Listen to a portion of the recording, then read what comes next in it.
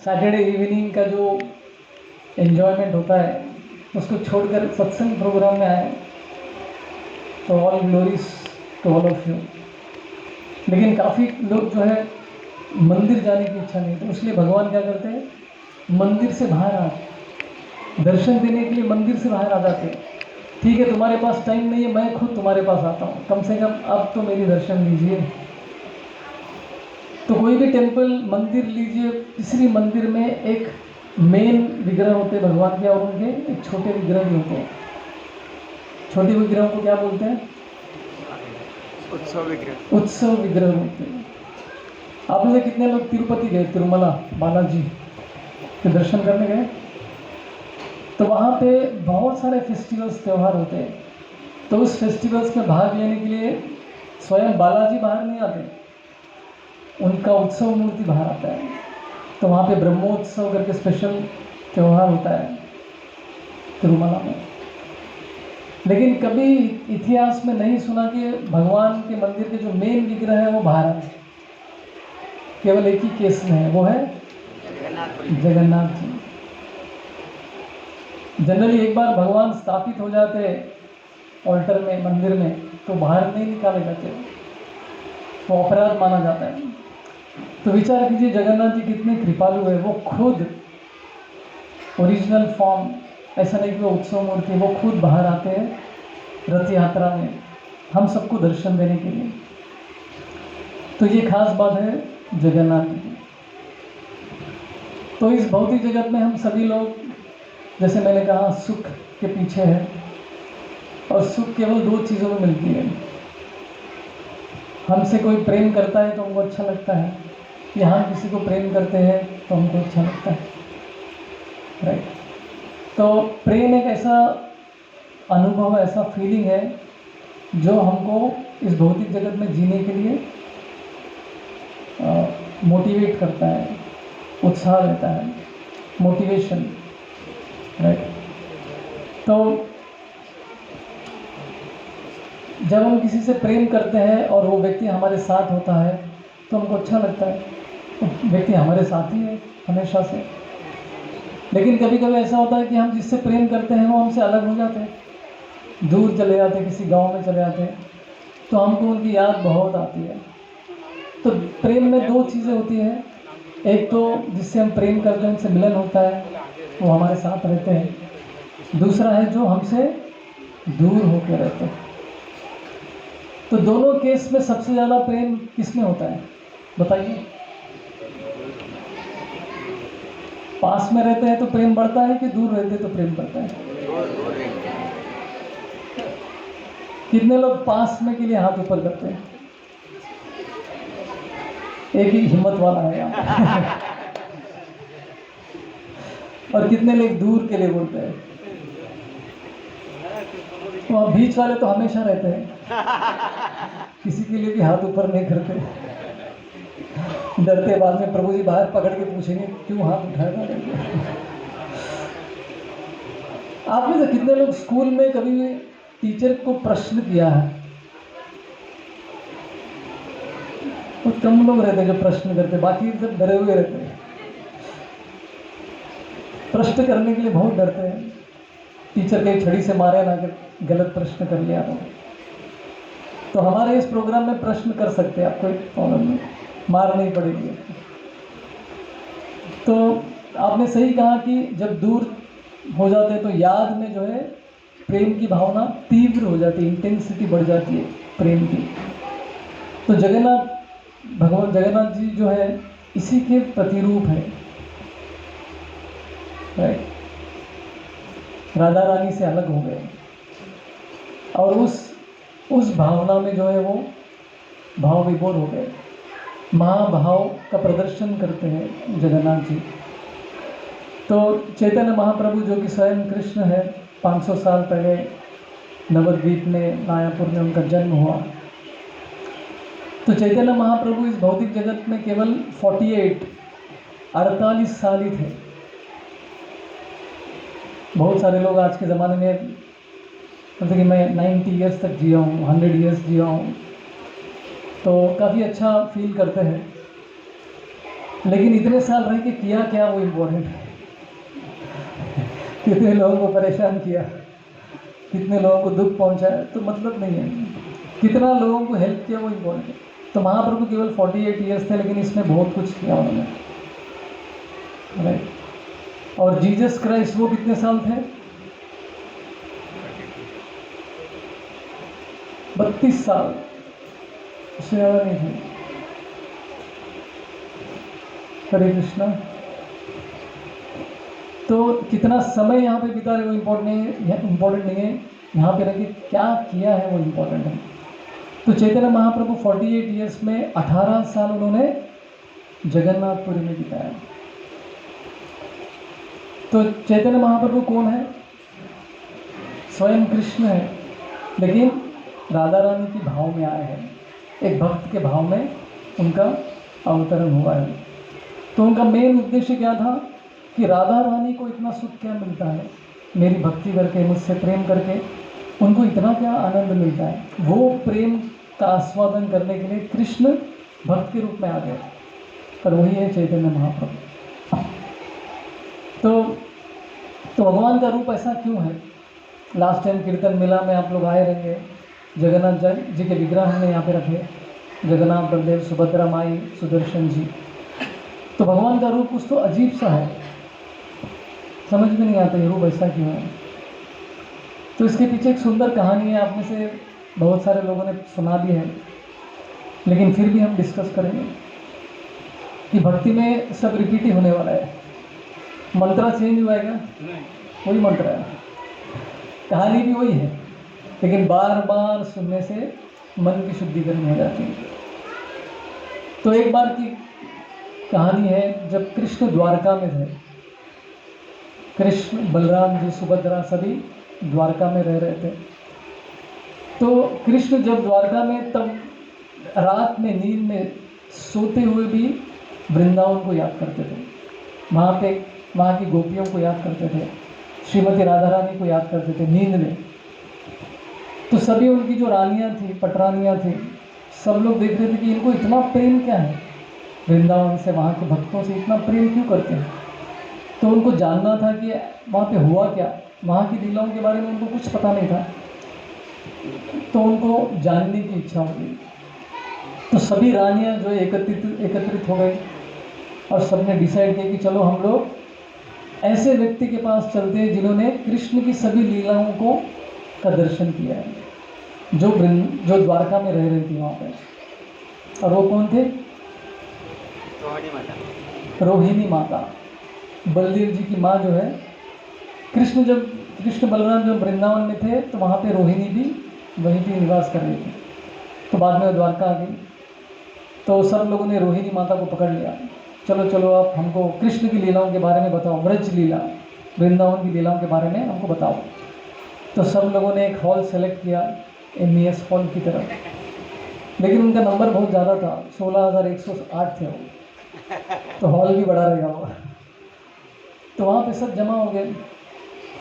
तो रोहिणी माता ने लेकिन एक कंडीशन रखा, एक शर्त है मेरी, मैं कृष्ण की लीलाओं के बारे में बताऊंगी, व्रज लीला के बारे में बताऊंगी, लेकिन एक कंडीशन है कि यहाँ पे कृष्ण बलराम नहीं आना चाहिए।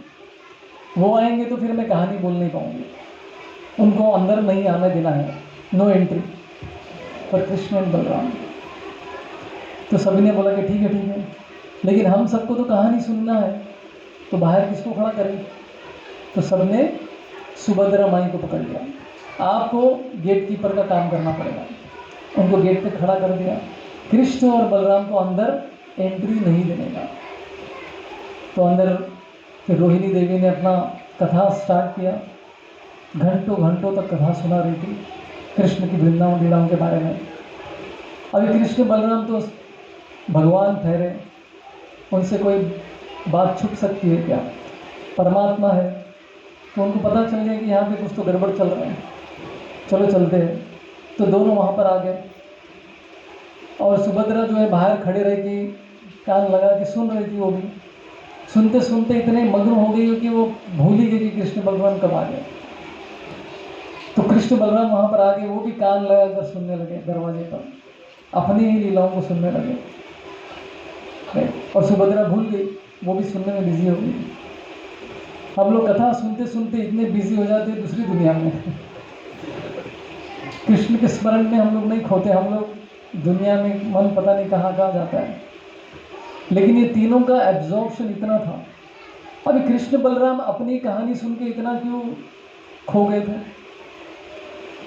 अपना गुणगान सुन के उनको अच्छा लग रहा था? नहीं, उस गुणगान में वृंदावन के भक्तों का भी गुणगान चल रहा था। तो कृष्ण अपने भक्तों के बारे में सुन के उनको अच्छा लगता है, तो कान लगाकर वो भी सुनने लगे। तो सुनते सुनते सुनते क्या हो गया, वो एक्सटेसी में चले गए, भाव विभोर हो गए।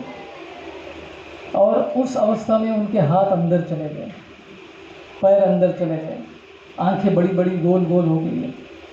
तो इस तरह के उनका पूरा बॉडी जो है बदल गया, ट्रांसफॉर्मेशन हो गया।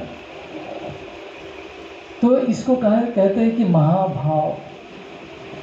कहते हैं कि जब हम भी अच्छे से हरे कृष्ण महामंत्र का जप करेंगे, हरे कृष्णा कृष्णा कृष्णा हरे हरे, हरे राम राम राम हरे हरे। तो ध्यान पूर्वक जब हम भगवान का नाम जप करते हैं तो हमारे अंदर भी ऐसे लक्षण आ सकते हैं। ना ऐसे नहीं, लेकिन आंखों से आंसू आ सकते हैं, शरीर के बाल खड़े हो सकते हैं, रोम खड़े हो सकते हैं, राइट, गला जो है गदगद हो जाता है, मतलब आवाज़ भी नहीं निकलेगी आपकी। तो इस तरह के लक्षण दिखाई देते हैं जब हम ध्यान पूर्वक भगवान का नाम लेते हैं। तो हमको तो ये भी नहीं आता, ये सब चिन्ह भी हमारे अंदर दिखते नहीं, इतना जप कर रहे हैं हम लोग, काफ़ी समय लगेगा। तो यहाँ पे लेकिन कृष्ण बलराम का पूरा आकार बदल गया, और सुभद्रा माई का भी आकार बदल गया। उनके तो हाथ ही गायब हो गए, इतना अंदर चले गए। अभी ये मत पूछो साइंटिफिकली ये कैसे होता है, ये हमको भी पता नहीं, ये आध्यात्मिक स्थिति है भगवान की। तो उसी समय पे नारद मुनि ऊपर से जा रहे थे। नारद मुनि ऐसे व्यक्ति सही समय पे सही जगह पे आ जाते हैं, राइट। तो नारद मुनि आकाश के मार्ग से जा रहे थे, उन्होंने देख लिया भगवान का ये रूप, कुछ तो अलग ही दिख रहे, भगवान के हाथ पैर अंदर चले गए, आंखें गोल गोल हो गई है। तो वो चिल्लाते हुए नीचे आए, मैंने देख लिया मैंने देख लिया मैंने देख लिया करके। तो जैसे उनका आवाज़ सुना तो कृष्ण और बलराम अपने बाहरी चेतना में आ गए, वो फिर नॉर्मल हो गए। तो कृष्ण ने उनसे पूछा कि क्या देख लिया क्या देख लिया तो आपका ये सुंदर अद्भुत रूप हमने देख लिया भगवान, और ये बहुत ही स्पेशल रूप है जो हम हमेशा किसी को दिखाते नहीं हैं। तो आज ये वृंदावन की लीला देखकर हम भी गदगद हो गए। तो नारद मुनि जो है उनसे निवेदन करते हैं, भगवान आप क्यों नहीं इस रूप में सबको दर्शन दें। देखिए भगवान के भक्त कितने करुणामय होते हैं, उनको कुछ मिलता है तो वो चाहते कि वो सब दूसरों को भी मिले, हमेशा उनकी ये चेतना रहती है। करेक्ट। नैमिषारण्य में जब सभी साधु ऋषिगण बैठे थे, यज्ञ कर रहे थे, किसके लिए? हम सब के उद्धार के लिए कर रहे थे। तो साधु संत जो भी करते हैं सभी लोक कल्याण को दृष्टि में रखते हुए करते हैं, दूसरों के भलाई के लिए करते हैं। तो नारद मुनि की इस इच्छा को पूरा करने के लिए भगवान जो है ये रूप में अवतार लेते हैं। तो यह है जगन्नाथ जी के रूप के पीछे की कहानी। अभी जगन्नाथपुरी जो प्लेस है, धाम है, वो भी बहुत स्पेशल है।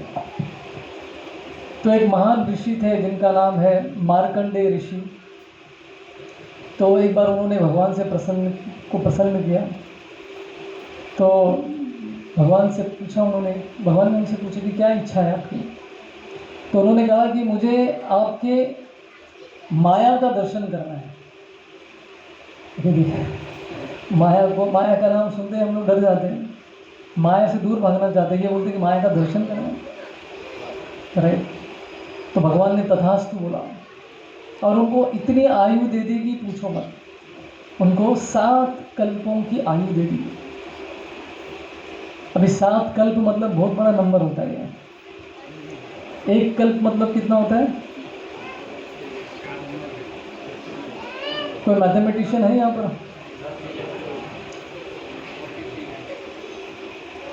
कीजिए, 1 कल्पा is equal to 4,32,000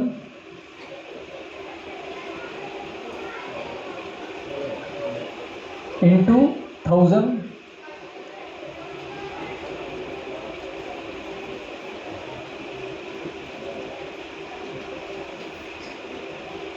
into 1000 into 10,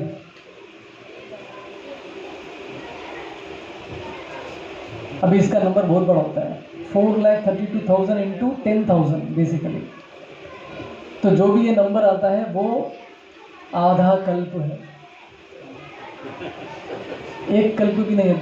वो ब्रह्मा जी का 12 घंटे जो है, सॉरी, ब्रह्मा जी का 12 घंटा एक कल्प है, पूरा एक कल्प है ये।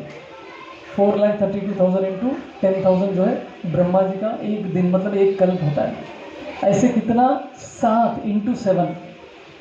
तो ये किसका एज था, ये मार्कंडेय ऋषि का इतना एज था। हम लोग 100 के बारे में सोच के ही हमारा हालत खराब होता है, 60, 70, 80 मैक्सिमम आज के ज़माने में। ठीक है, अभी मल्टीप्लिकेशन करने की ज़रूरत नहीं है। तो बेसिकली मार्कंडेय ऋषि को इतनी आयु दी गई थी, 7 कल्प। अभी ब्रह्मा जी जब भी सोने जाते, एक कल्प होते ही ब्रह्मा जी का नाइट चालू होता है। ब्रह्मा जी आराम से 12 घंटे सोते हैं, लेकिन 12 घंटे उतना ही काम भी करते हैं। तो ब्रह्मा जी रात में जब सोने जाते हैं तो प्रलय होता है। प्रलय जानते हैं ना, डिसोल्यूशन, राइट। तो रात के समय प्रलय होता है। तो ब्रह्मा जी के रात के समय पे छोटा प्रलय होता है, अंतिम प्रलय नहीं होता है, छोटा प्रलय। तो उस छोटे प्रलय में बहुत सारे ग्रह, प्लैनेट्स, प्लैनेटरी सिस्टम्स पानी में डूब जाते हैं। तो पूरा आधा से अधिक यूनिवर्स, ब्रह्मांड जो है पानी में डूब जाता है ब्रह्मा जी के नाइट में।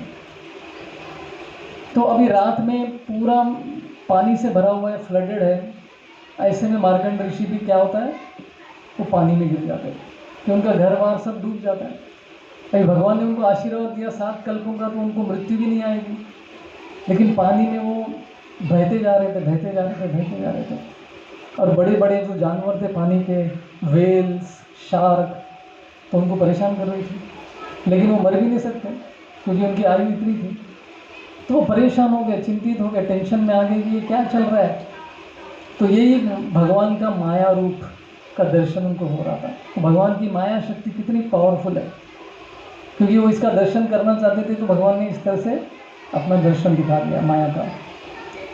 तो ऐसी स्थिति में वो इतना चिंतन कर रहे थे, अचानक से वो उनके सामने जो है विष्णु और लक्ष्मी जी के दर्शन हो गए। तो दोनों ने बोला कि हे बालक, चिंता मत करो, तुम्हारी सब चिंताएं दूर हो जाएंगी। अभी देखो इनका एज इतना बड़ा है, लेकिन भगवान के लिए वो क्या हो गए, बालक है। चाहे कितना भी बड़ा क्यों ना हो, माता पिता के लिए हम लोग तो छोटे ही हैं। मेरी माँ अब भी मुझे जो घर में नाम से बुलाते हैं, उसी नाम से बुलाती है। कितना भी करो वो मतलब वैसा रहता ही है, वो उनके सामने हम लोग छोटे ही है। तो मार्कंडेय ऋषि को दर्शन या आवाज़ सुनते वो प्रसन्न हो जाते कि भाई इतना मधुर वाणी कहाँ से आ रहा है। तो देखते कि लक्ष्मी और विष्णु जी खड़े हैं वहाँ पे।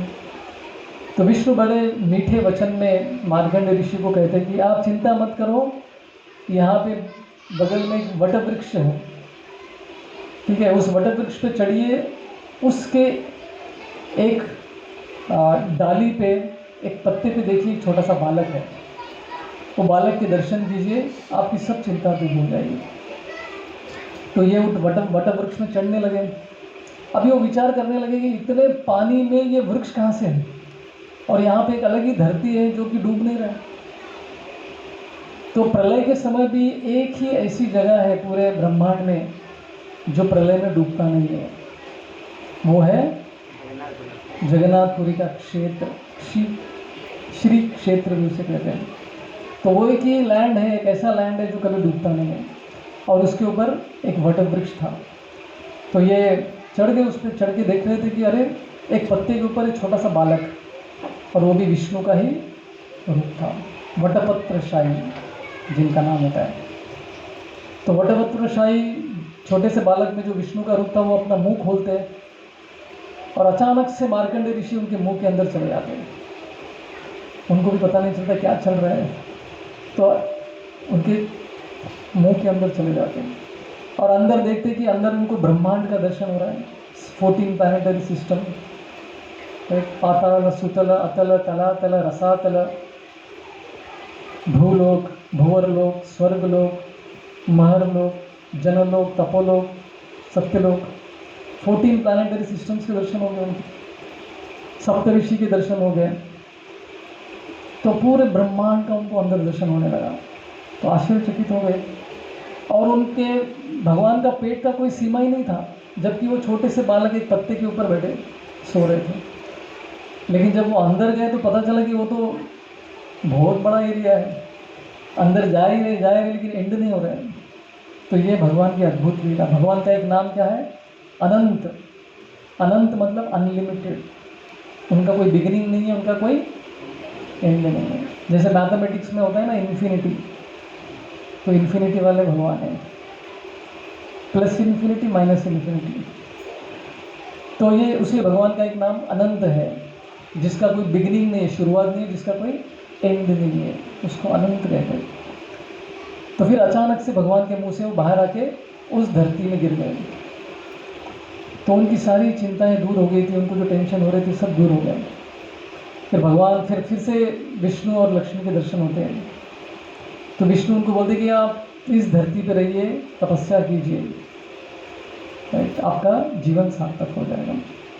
तो इस तरह से मार्कंडेय ऋषि उस धरती पर जगन्नाथपुरी के स्थान में निवास करने लगे और वहाँ पे उन्होंने एक टैंक बनाया पानी का, जिसको मार्कंडेय टैंक कहते हैं।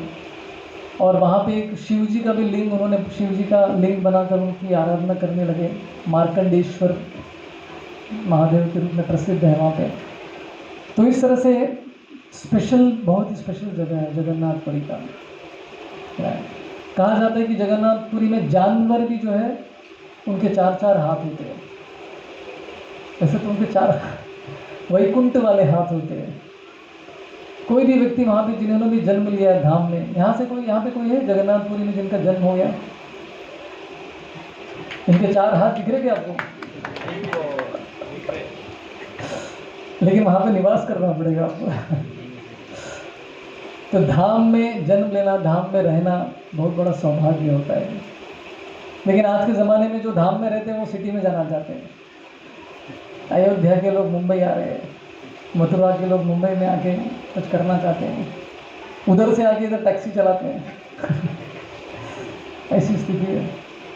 तो ये है जगन्नाथपुरी के स्थान का महत्व। तो जगन्नाथपुरी का जो स्थान है उसका शेप किस तरह है? शंख के शेप में है पूरा स्थान, उसलिए उसको शंख क्षेत्र भी कहा जाता है, राइट। तो ये है जगन्नाथपुरी के धाम के रहस्य। अभी हम ब्रीफली देखते हैं कि जगन्नाथ जी के विग्रह बने कैसे। एक तो हमने देखा कि इसके पीछे लॉजिक, साइंस क्या था, ये उनका रूप ऐसा जो था उसके पीछे। तो हमने वो देखा कैसे रोहिणी माता का कथा बता रही थी, तो उस कथा में हमने देखा। तो लेकिन ये विग्रह बने कैसे, इसके पीछे कहानी क्या है। तो एक समय पे एक राजा थे जिनका नाम था, क्या था? इंद्रद्युम्न महाराज। तो भगवान के परम भक्त थे, विष्णु के परम भक्त थे। तो हमेशा वो अपनी सभा में चर्चा करते थे, भगवान के बारे में चिंतन चलता रहता था। तो एक बार एक ब्राह्मण, एक भगवान का भक्त उनकी सभा में आ गया कहीं से। तो वो आके वो बोलने लगा कि देखो मैंने बहुत सारे क्षेत्र देखे, बहुत सारे तीर्थ यात्रा गए, बहुत सारे भगवान के दर्शन किए, लेकिन एक ऐसा विष्णु का रूप है जो कि बहुत ही सुंदर है, और उनका नाम क्या है? नीलमाधव।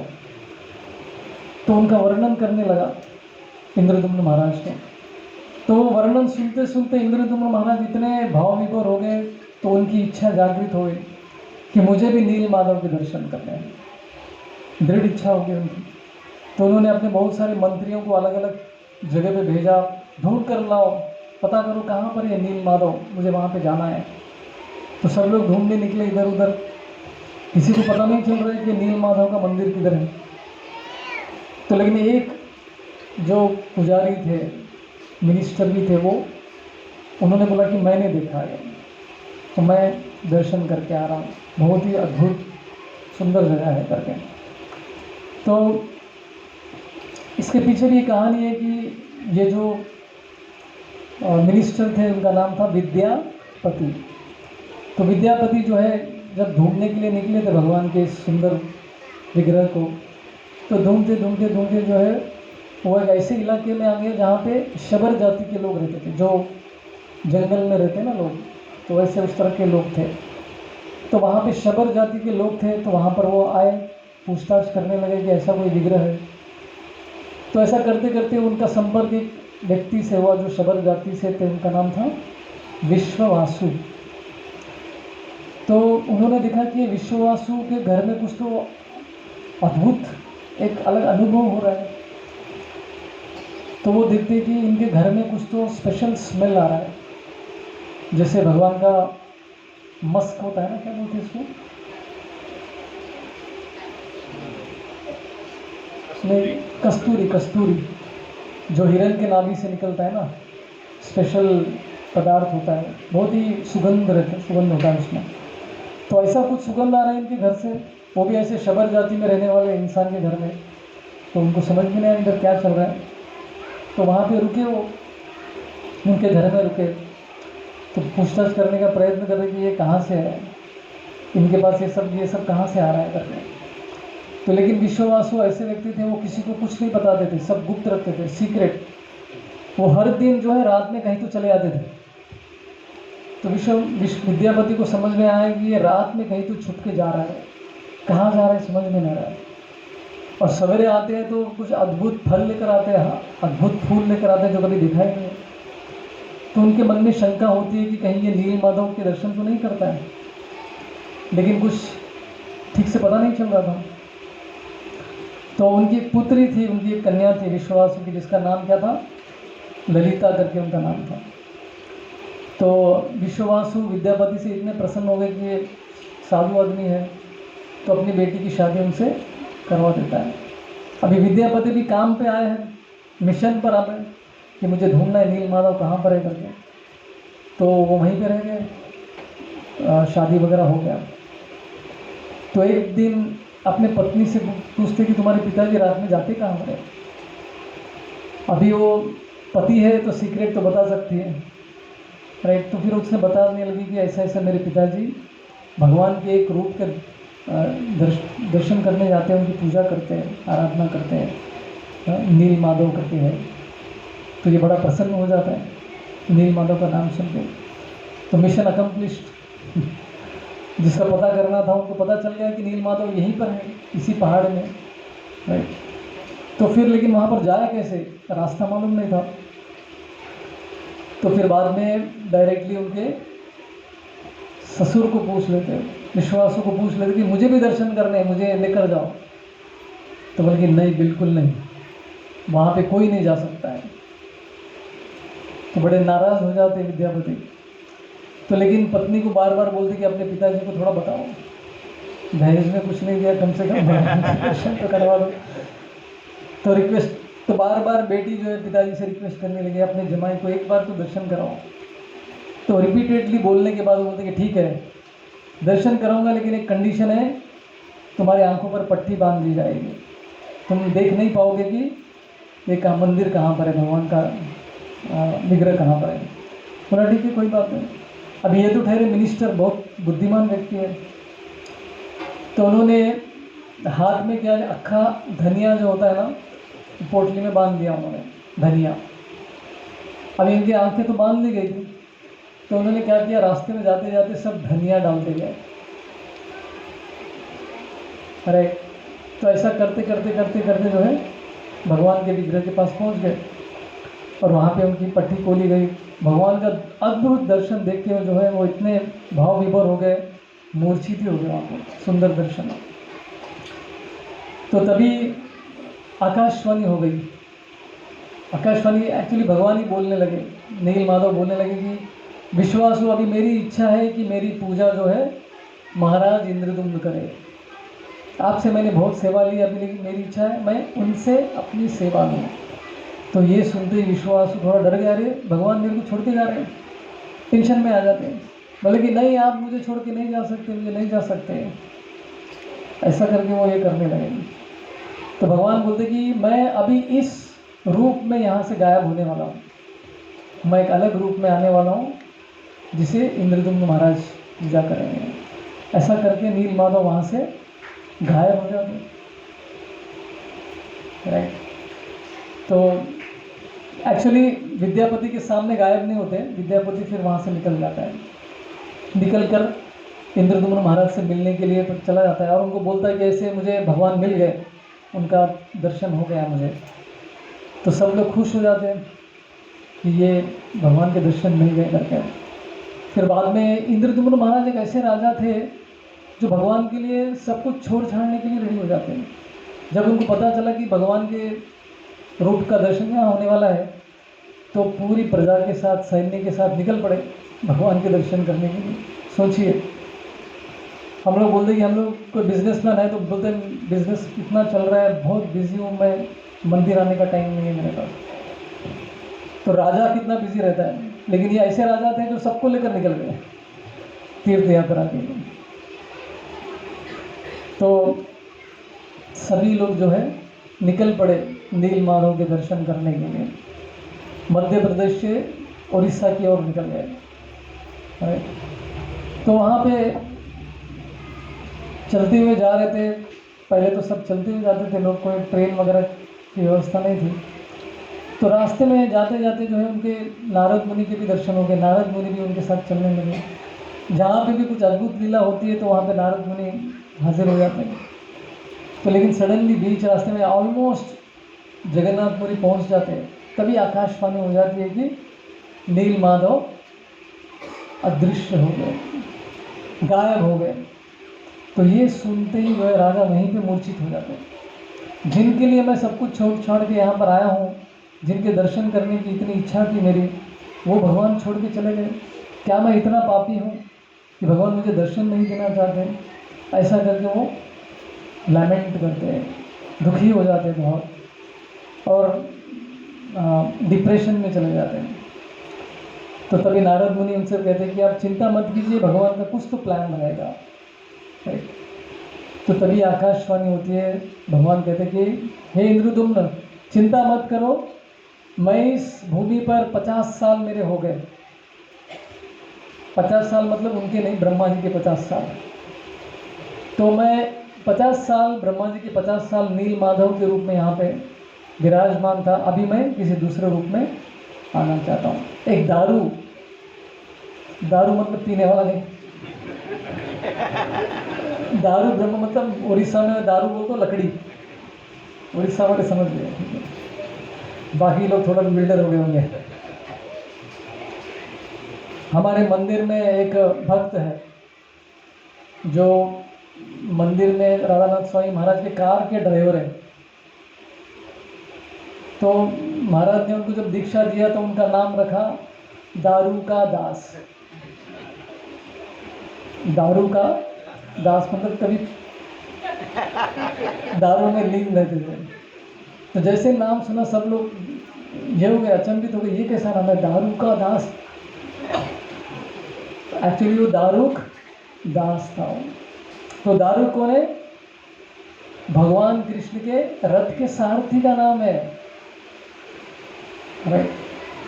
लेकिन जब हम उसका इनिशिएटेड नेम लिखते हैं दारू का दास, तो सुनने वाला नया आदमी थोड़ा बिविल्डर हो जाता है, ये कैसा नाम है करके। तो इंद्रदुम्न महाराज बोलते, भगवान बोलते कि मैं दारू ब्रह्म के रूप में प्रकट होने वाला हूँ, चिंता मत करो, आपको उसके दर्शन हो जाएंगे। तो भगवान ये भी बोलते कि मैं इस समुद्र में एक लकड़ी के रूप में आऊँगा, बहुत बड़ा लकड़ी के रूप में आऊँगा, उस लकड़ी को लेकर मेरे विग्रह बनाओ। तो भगवान इंस्ट्रक्शन उपदेश देते इंद्रदुम्न महाराज को। तो फिर इंद्रदुम्न महाराज इंतजार करते लकड़ी का। तो अचानक से एक दिन जो है समुद्र में बहुत बड़ा लकड़ी तैरते हुए वहाँ पर आ जाता है। तो सभी लोग बोलते हैं दिव्य चमकता तेज रहता है उसके अंदर लकड़ी में। तो राजा जो है सबको भेजते हैं सैनिकों को जाकर लेकर आओ लेकर आओ। तो सभी लोग जाते हैं लेकिन कोई उठा ही नहीं पाता, इतना वजन रहता है। 300-400 लोग जाते लेकिन फिर भी उठा नहीं पाते। फाइनली इंद्रजित महाराज जाके हाथ लगाते हैं तो भगवान आसानी से उड़ जाते हैं। तो इस लकड़ी को लेकर आते हैं, लेकर आने के बाद अब इसके विग्रह कौन बनाएगा, ये नेक्स्ट क्वेश्चन है।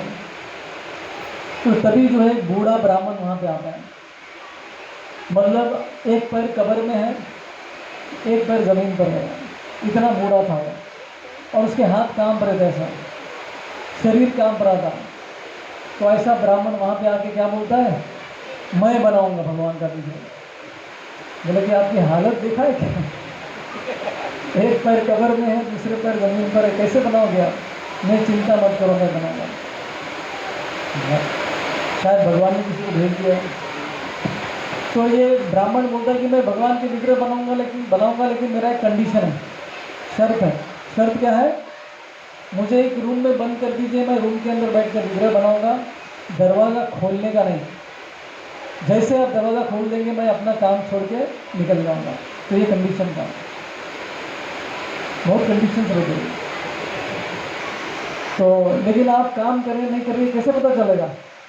तो बोलेगा मैं जब ऐसा करूँगा आवाज़ आएगा, जो चीज़ल होता है ना, चीज़ल जिससे हम कार्विंग करते हैं। बोला ठीक है। तो रूम में बाहर से दरवाज़ा बंद कर लेते हैं, तो अंदर बैठ के वो कार्विंग करने लगते हैं। तो काफ़ी दिन हो गए, अभी तक विग्रह बनी रहे, आवाज़ भी आ रहा है। एक दिन अचानक से क्या हुआ, वो कार्विंग का आवाज़ ही नहीं आ रहा है, सडनली बंद हो गया। तो राजा बाहर टेंशन में आ गए कि भाई ये क्या हो गया, कुछ आवाज़ नहीं आ रहा है, क्या करे, दरवाज़ा खोले कि नहीं खोले, खोलेंगे तो परेशानी, पता नहीं ये गाय चले जाएंगे तो नाराज़ हो जाएंगे। तो ऐसा काफ़ी समय इंतज़ार किया, बहुत देर तक आवाज़ नहीं आई। तो फाइनली राजा ने बोला कि खोल के देखना ही पड़ेगा। तो जैसे दरवाज़ा खोल दिया, वहाँ पे ब्राह्मण जो था वो गायब हो गया। और भगवान की जो मूर्ति विग्रह थी आधे अधूरे बने थे, हाथ नहीं बना, उनका पैर नहीं बना, चेहरा कुछ अजीब सा है, गोल गोल। तो इस तरह के विग्रह को देख के फिर से राजा मूर्छित हो जाते, बोले कि मेरी वजह से सब गड़बड़ हो गया।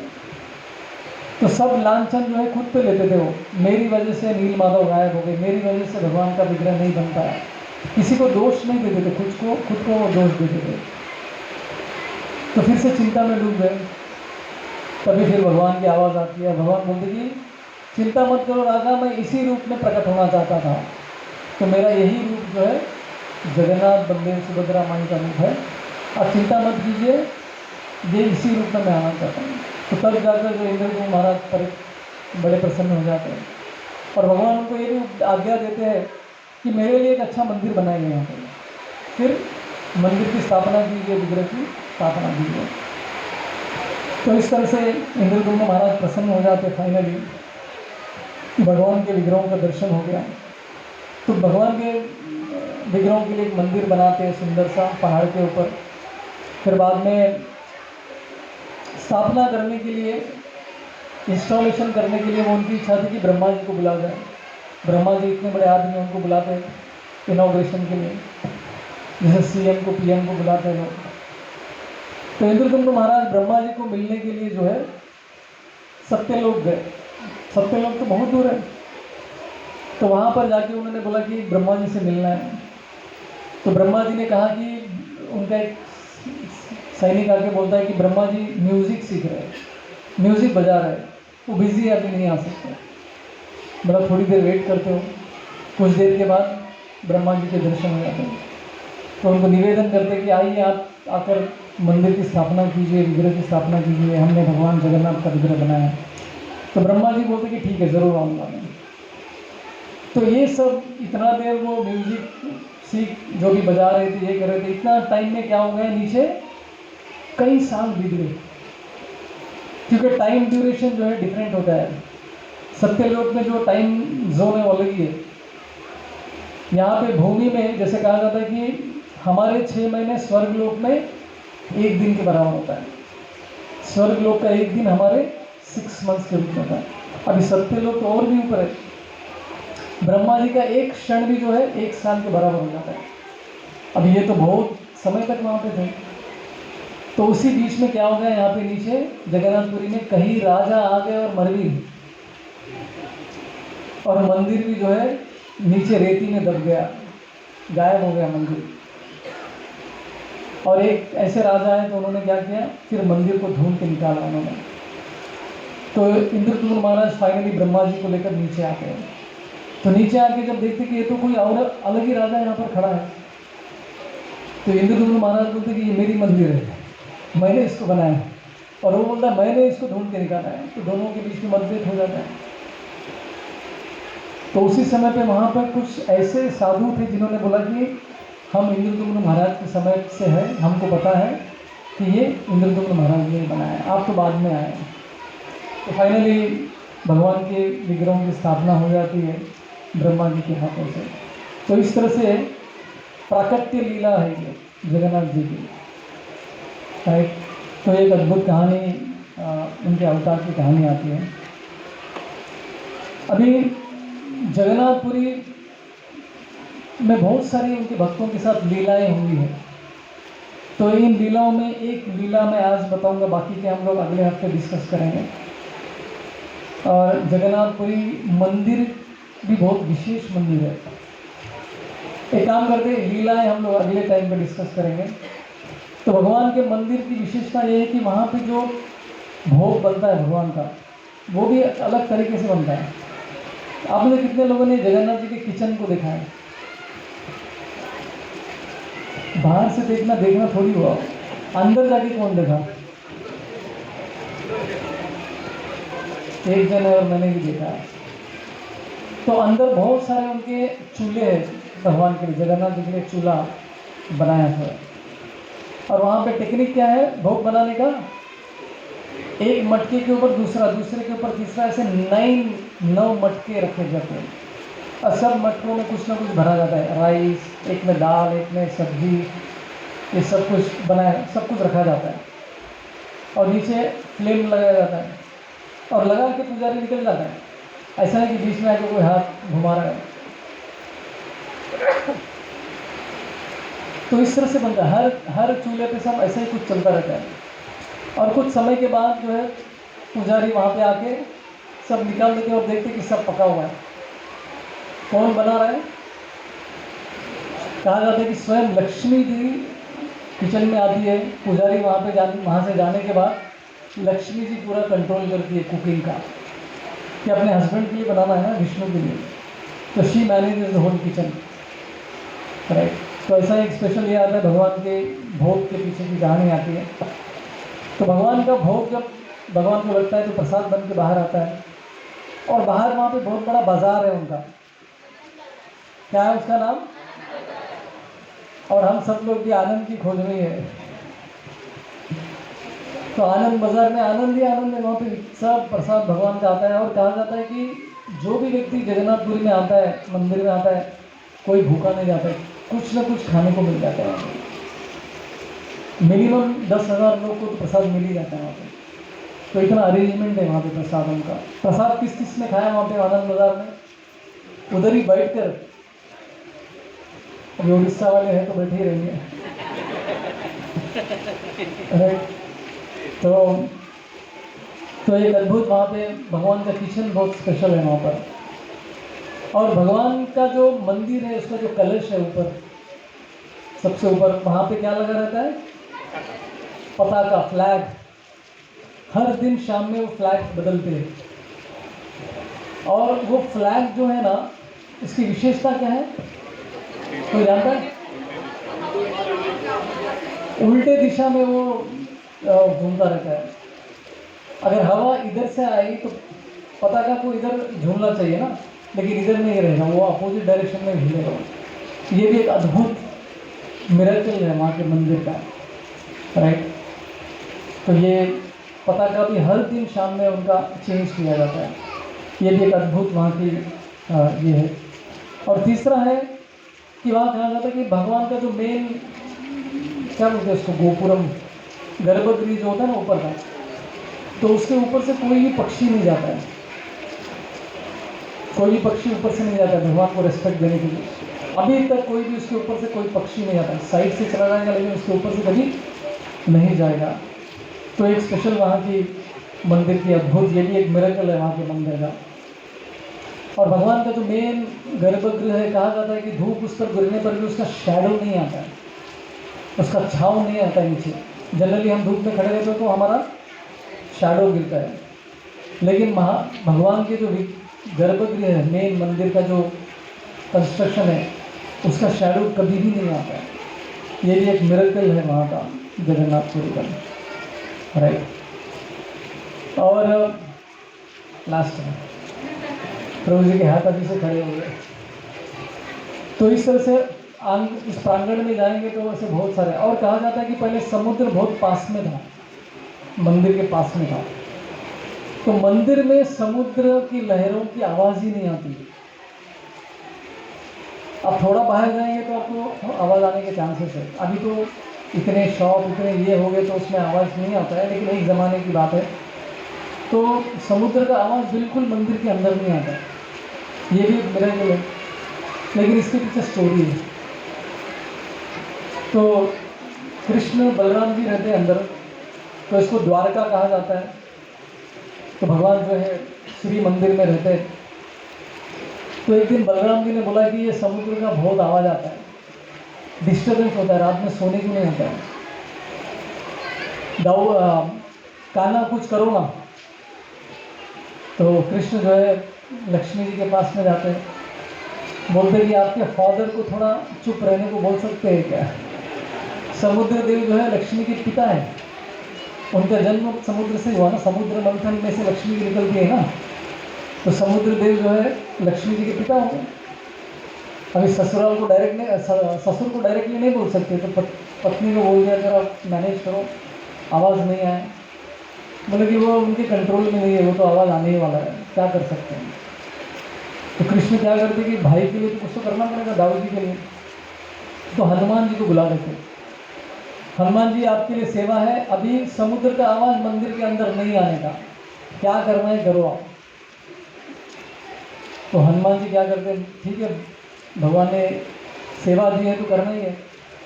तो हनुमान जी जो है मंदिर के बाहर खड़े रह के अपने कान से समुद्र का पूरा आवाज़ हम उनके कान में ले लेते हैं, और मंदिर में एक भी साउंड नहीं जाता है। तो क्योंकि हनुमान जी पूरा साउंड अपने कान में ले रहे हैं, तो उसने उस हनुमान जी का नाम क्या पड़ा वहाँ पे, कान फटा हनुमान करके मंदिर है वहाँ पे। इतना आवाज़ सुन सुन के हनुमान जी के कान फट गए थे। तो वहाँ पे साउथ गेट में, शायद सदर्न गेट में हनुमान जी के मंदिर है वहाँ पे, कान फटा हनुमान करके। तो हनुमान जी ये सेवा रोज कर रहे थे, लेकिन एक दिन रामनवमी आ गई थी। तो रामनवमी में हनुमान जी को राम जी याद आ गए,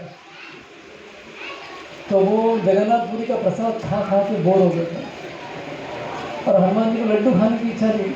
बहुत समय हो गया लड्डू नहीं खाया, और आज तो राम जी का जन्म है, रामनवमी है, तो मैं थोड़ा अयोध्या जाके आता हूँ, वहाँ पे लड्डू खाने को मिल जाएगा। तो उस लोग से हनुमान जी कुछ समय के लिए वहाँ से निकल गए और अयोध्या चले गए, और वहाँ पे जो है लड्डू खाने में बिजी हो गए।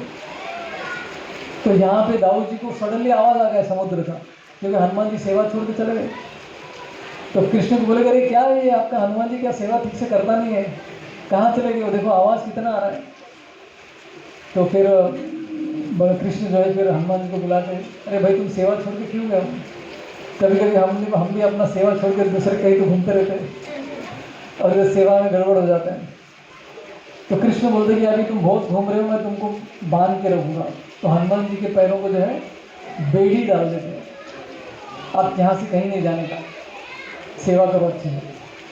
तो हनुमान जी के पैरों में बेड़ियाँ डाल दिया जाता है। तो इसलिए वहाँ पे और एक अद्भुत मंदिर है जगन्नाथपुरी में, जिसका नाम है बेड़ी हनुमान। वहाँ पे हनुमान जी के पैरों पे बेड़ियाँ दिखती हैं। तो ये भी एक मंदिर के प्रांगण में की कहानी है जो मंदिर से जुड़ा हुआ है। तो इस तरह से बहुत ही अद्भुत जगन्नाथपुरी का मंदिर है। और हम लोग अगले शनिवार को उनके अलग अलग लीलाएँ, अपने भक्तों के साथ उनकी जो लीलाएँ हुई है, पास टाइम्स हुए हैं, उसकी चर्चा करेंगे। साथ में चैतन्य महाप्रभु अपने भक्तों के साथ जो लीलाएँ करते हैं उसकी भी हम चर्चा करेंगे।